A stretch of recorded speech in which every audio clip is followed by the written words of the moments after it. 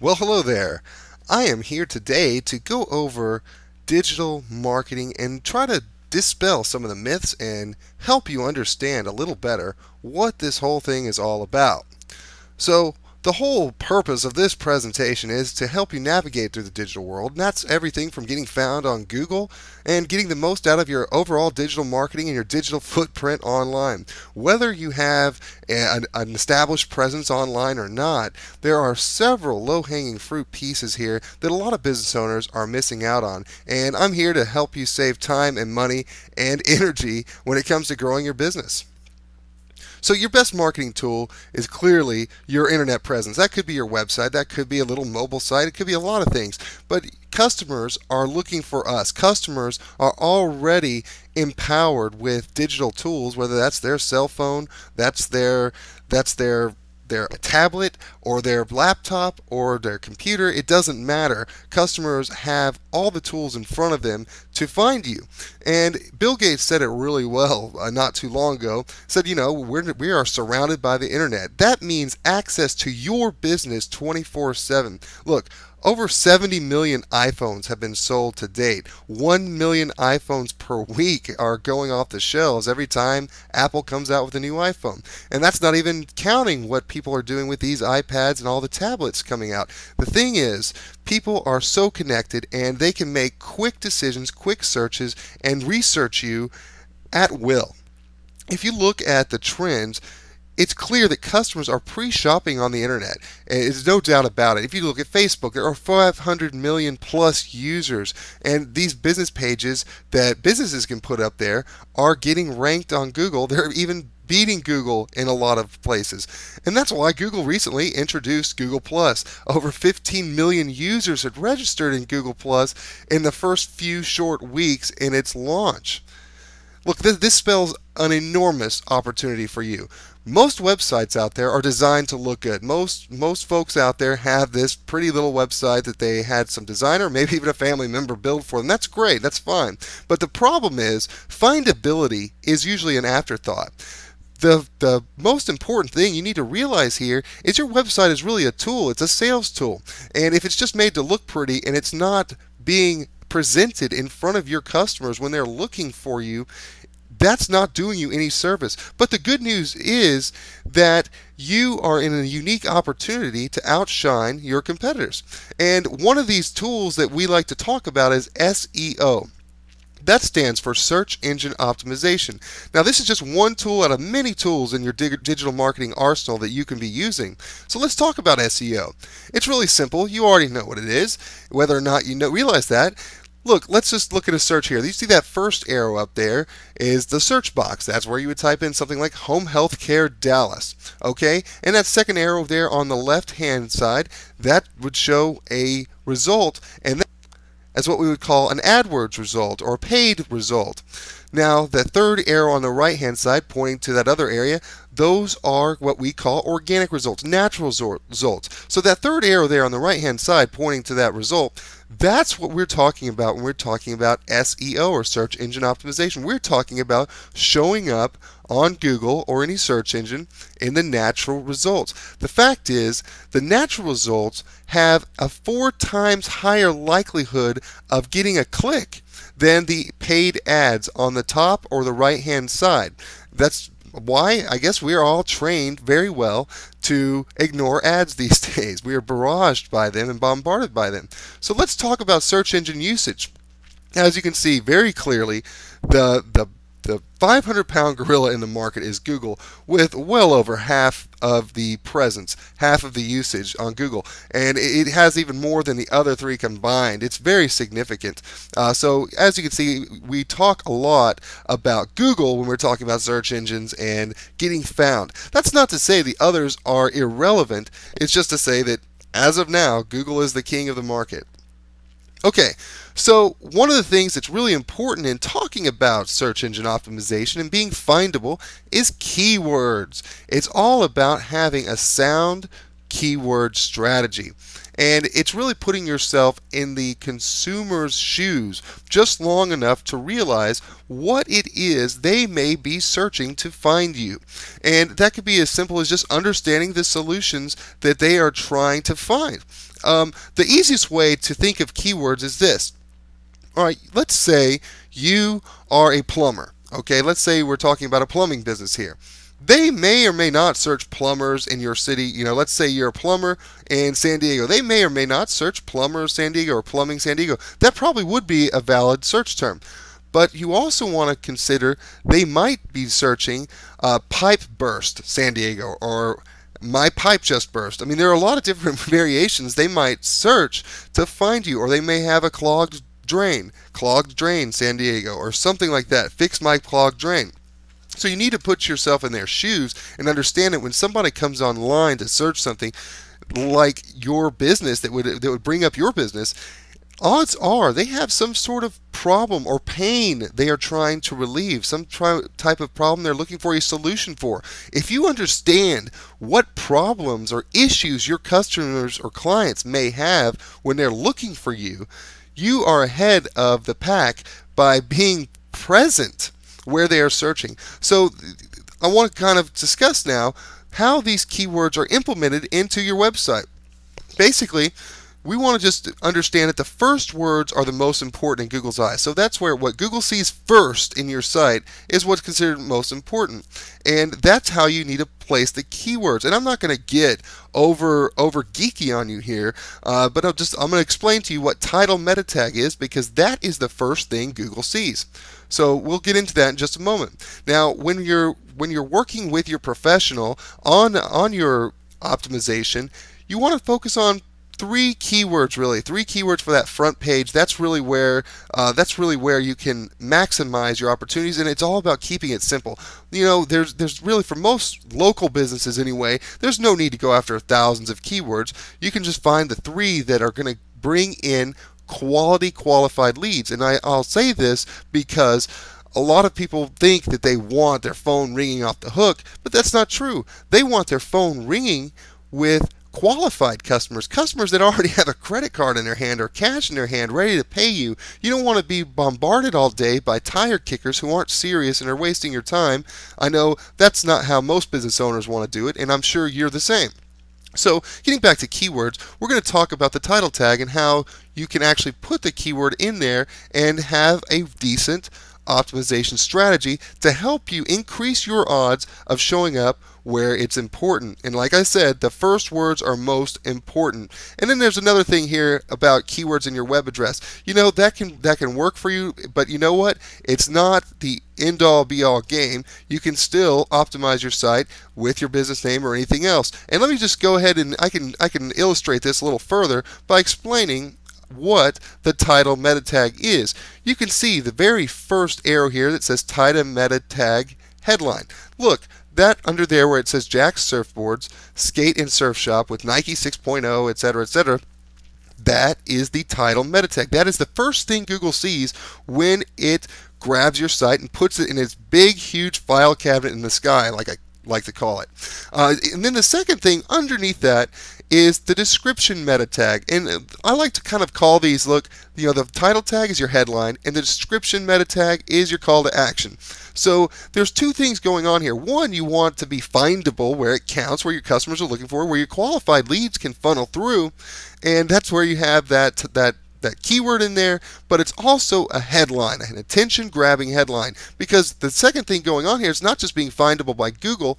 You are competing with the AdWords, you're competing with maps sometimes, you're competing with videos showing up on the page, you're competing with a lot of things. So it's not just about Google finding you, it's about having a pick me attitude. You're trying to get them to pick your link out of the others on the page. So that's important. And then the second part is another good place in the description meta tag. That's that black text you see there where it says Jack Surfboard, Surf, Skate, and Snow Shop, free shipping on surf clothes. What is the attention grabbing call to action there? You're very smart if you said free shipping. that is a reason somebody might click on that. It's attention grabbing, and it will help you. Now, I'll say right now, it's always good to have keywords in there, but it needs to be natural and be something that would make somebody want to click that link and come to your site and ultimately pay you money for something. Okay, so let's dissect it just a little further, just so I can show you a blown up view of it. So you can see once again that very top line there, that's the title, and like we said, the first keywords are what you want to focus on. The first words are where you want your big keywords. So, I think that they may have missed an opportunity here, and this is my opinion on jacksurfboards.com. They may have missed an opportunity to really maximize their keyword optimization strategy because, unless they're a well-known brand, odds are people are not as likely to search Jack's Surfboards, and that's ultimately what this site is optimized for. And I guarantee most business owners are optimized the same way. What we've called in traditional advertising the vanity ads, where your business name came first and it was just all about your business and your brand. Well, the truth is nobody's really searching Jack's Surfboards, or as far as I know, maybe a few. What I am willing to bet is most people are typing surfboards in the city, and that's it. So surfboards, Huntington Beach, California, for example, in this case. So my guess is that would be the better strategy, would be in this title tag to have it say surfboards, Huntington Beach, and then maybe in the end you could say Jack's Surfboards, or in the descriptor you can say Jack's Surfboards. So that's just something to keep in mind of the importance of this strategy. Okay, so pop quiz. What is the second biggest search engine in the world? I know you showed you that chart, and we know that Google's the biggest, but what is the second biggest? Try to think back to the slide, and trick question, the second biggest search engine in the world is YouTube. Now, YouTube is owned by Google, so I guess that makes Google the super duper mega ninja style search engine out there, but as you know, it's owned by Google, and overall it's ranked the #3 website in the world, and obviously it is a search engine unto itself. And the thing is about YouTube is it's becoming a go-to search engine, clearly being the #2 in the world. A lot of people search YouTube for answers to their questions. If I wanted to try to change the oil in my car, I can go to YouTube and search how to change oil in my car, or DIY oil change, and I guarantee you I'll find many videos that will help me. And I can also promise you that if I find resources and things I'm trying to solve that I find useful, when I'm ready to go the next step, I know businesses that I can contact as a consumer that I trust. And the thing is, a lot of business owners get really caught up in, oh, videos are hard, it's going to cost a lot of money to produce. That's not true. Some of the most popular videos out there on YouTube and the most watched videos on YouTube are all about useful content, and they are of very low quality. Viewers expect a real world experience, so having gritty video is perfectly okay. It's all about the quality of the content. Obviously, if you can do better quality and you can do better production, you have the resources to do that, that's great. That helps your brand better. But you know what? The delivery of the content is more important. So I'm going to show you an example here that we are very familiar with, that we have consulted with, and this is Austin Center Executive Suites. One of our partners did this site and optimization strategy, and they're allowing us to share this with you today. So Austin Center Executive Suites is executive suites in Austin, Texas. They do business rentals for entrepreneurs. It's a great company, and what happened here was a simple video was produced on behalf of this company, and it was put up, and then within a week or so it showed up in the first spot on the #2 search engine in the world on YouTube for the search Office Space Austin, a very competitive keyword in this space.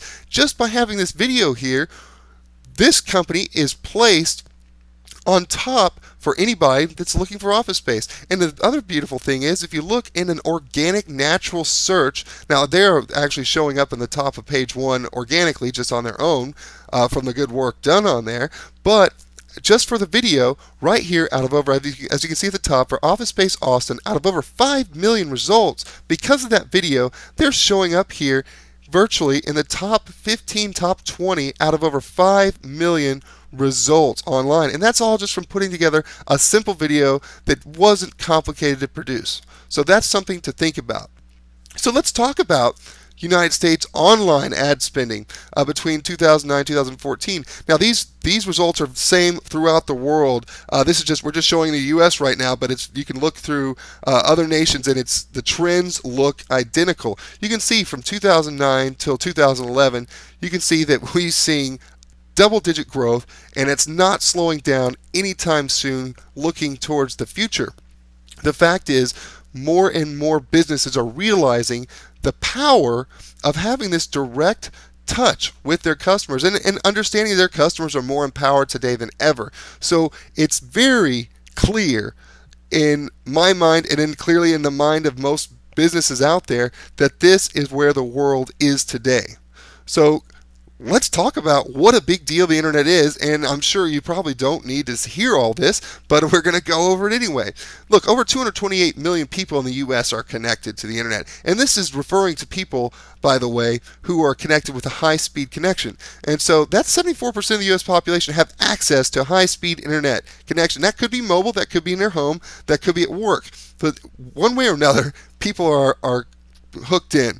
And we're not even the leaders in terms of percentage of population. South Korea has 77% of their population, Australia 80%, Netherlands 86%, Sweden 89%, Iceland 93%. So the world population is connected, and what doesn't matter where you are, whether you're in the US or somewhere else, people are empowered to find you. People are empowered, and the businesses better get on board with being where the consumer is looking.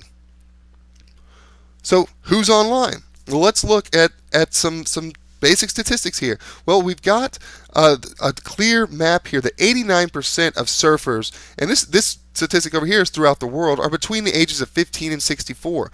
And if you look at the kind of generation gaps here, a lot of people will say, oh, the older folks aren't really online. Not true. Baby boomers are 79%. The mature is 56%. And even the GI generation, that number is 29%, and it's growing. So you can see here, it's not just the young folks. It's all ages are online. All ages are empowered. So there's no more excuses of, oh, I don't need to be online because people aren't searching there, my demographic isn't there. That's not true. Look at the trends here. Okay, search engines versus phone books versus newspaper versus TV versus mail. Look at this. Search engines just blow everybody away. This is how customers are getting information to make purchasing decisions. And this is not only in the business to consumer space. This is exactly the same trend in the B2B space worldwide. It doesn't matter if somebody's looking to buy a $20 product and getting information, or they're looking to get a $100,000 product. Somebody is going online to do the research, and they're starting in the search engines. So what you need to make in your mind is this shift, is that customers want to make a purchasing decision. They do not want to be sold to. So let's talk about your business, your website, your web presence. Is your website or online presence a billboard in the desert? Okay, I bring this up because it doesn't matter how beautiful it is. It doesn't matter how great it is, how many tools you have on there, how many amazing calls to action. It could be the perfect website and do everything right. But if it's in the middle of the desert, it doesn't matter. So you can clearly see where people are making their purchasing decisions is starting on search engines. So why aren't you making it a very clear point in your business and an effort to be findable where it counts? Okay, so let's talk a little more about going interactive. And I'm going to bring up two things. ROI, which most of us know is return on investment, and another little thing that a lot of entrepreneurs use on a daily basis but don't define, and that's ROE, and that's return on energy. And this is an important thing because, look, entrepreneurs, business owners, people running business, managing businesses have so many hats to wear and so many things to do. It's not only about putting in some sort of effort or investment to get a return on it. It's also about, hey, how much of my time am I going to spend on this, and what am I going to get back from my time? Because at the end of the day, all business owners know there's just not enough time in the day. So I hope that makes sense to everybody. And this is how I bring up Twitter, Facebook, and social media overall. Okay, so I'm going to give you a reality check to start with. First, you are not Zappos, you are not Ashton Kutcher, and you are not an internet social media mogul. Okay, I want to say that because we see so many case studies in popular business magazines all over the place talking about the success of Zappos and Ashton Kutcher. All these people having these tremendous, enormous successes on Twitter or Facebook or wherever. The truth is, those aren't relevant. Those aren't relevant to you. Okay, people don't really know who you are, so they don't care. No offense, but they don't care. They don't know who you are because that's not the way the world works. Unless you are a huge brand or a huge celebrity and have spent a lot of money on advertising on the Super Bowl, most people probably don't know who you are. But I'm not telling you this to tell you that social media is a waste of time. It's absolutely not a waste of time. But the way business owners have been approaching it has been a poor ROI and a poor ROE. And the reason for this is because they've been trying to be Ashton Kutcher. They've been trying to be Zappos. And the truth is, it's useful when you understand the real way business owners can use it. Okay? I want to tell you to start making a shift and stop being so frustrated with social media, because I know business owners are very frustrated with social media. It just seems like a waste of time, and because the way you're doing it is probably a waste of your time. So the shift I'm going to ask you to make is start thinking about this as a loyalty program, a customer reactivation and retention program. Okay, so remember, your current customers already believe in you. They've already bought from you. They've already spent money on you. Okay, they're already true believers. If you did them right, if you paid for your service, you delivered, they believe in you. So why not just look at this as a way to stay in touch with those customers? And the reason so many people are frustrated, so many business owners are frustrated with social media, is because they've been using it as a prospecting tool. And that's why it's a poor return on your energy and a poor return on your investment, because you're not going to land new customers coldly out of the air with social media. So I'm going to show you an actual case study that one of our partners worked on. And that is this outdoor construction company, also in Austin, Texas. Now, they have a really good web presence, and they have a simple Facebook page. They're not even on Twitter. Okay, some businesses don't need to use Twitter. Some businesses don't need to use Facebook, and vice versa. It's all up to you. And I'm sure if you're working with a really good digital agency or digital expert, they'll help you understand that and define these goals. But let's get back to the case study here. In this outdoor construction business, they build pergolas, patio covers. They do all kinds of stuff for pools and all kinds of really cool outdoor stuff, outdoor kitchens, everything. And the thing about this company is the unique proposition they offer is something of luxury, something that homeowners that are getting some sort of really beautiful outdoor kitchen or fire pit built in their backyard, hey, they want to brag about that. So this is how this company went about their social media strategy and loyalty and activation program. Very simple. They do a project, they post it up on their Facebook page, they get the customer involved in it, they say, hey, we're going to take some pictures, we're going to put it on Facebook, they get the customer that they did the job for to be a fan of their Facebook page, and it's that easy. Guess what happens? After they take these pictures, show off the great work they've done, the beautiful new patio cover, the beautiful new outdoor kitchen, their customer turns around and shares that link on their Facebook wall where all their friends can see it. So you can see we're getting into some psychology here. Not only are their customers happy that, hey, they did a great job and I can see it here, I'm proud of it. It's a keeping up with the Joneses psychology and mentality. This company is keeping its existing customers happy, and it is driving referrals. So it's not cold calling. It's not just expecting cold leads to come in. It's getting referrals. It's creating a loyalty program that helps propel referral getting, so to speak. So you can notice they're not prospecting, they're merely helping their clients brag. And that's the kind of thing you need to start thinking about and getting a return on your energy. Okay? So the bottom line here is very simple. Digital marketing as a whole is all about delivering value. Social media venues are merely communications platforms. They're there to share value with your current loyal customers. They're not there for you to expect a whole barrage of new customers who've never heard of you just to find you through social media. If you can set your expectations to, hey, this is an opportunity for me to keep customers and generate loyalty and referrals, then you are on the right track. That's the right mindset for the social media aspect. Look, in the first part of this presentation, we talked about search engine optimization, and that's the part of, hey, try driving in new business. And then the second part of this is social media, which is a separate part, which is about keeping business and generating referrals. So that's the value you can add. And there are even more opportunities for building loyalty, because it's not just about acquiring customers and clients, it's about keeping them coming back for more and bringing their friends along, just like we discussed. So let's talk about just some basic things. More opportunities for loyalty.